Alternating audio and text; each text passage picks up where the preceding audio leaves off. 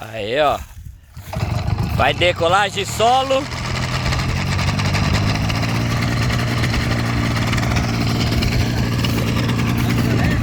Tô alto e claro.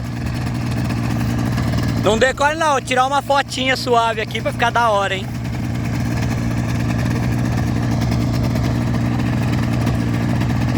Pera aí. Pera. Suave. Tá livre? Pode.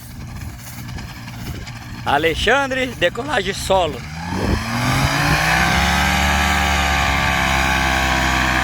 Sou perfeito.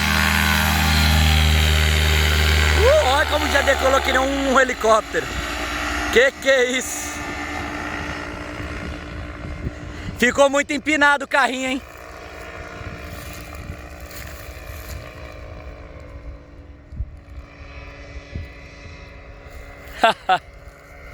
Aí, ó. Opa!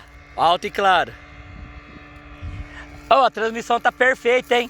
Depois vamos fazer um teste de distância para ver até onde busca o seu rádio. O que você acha? Ah, entendi.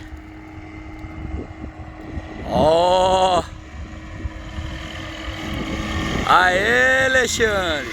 Top. Olha, quase que parado. Suave.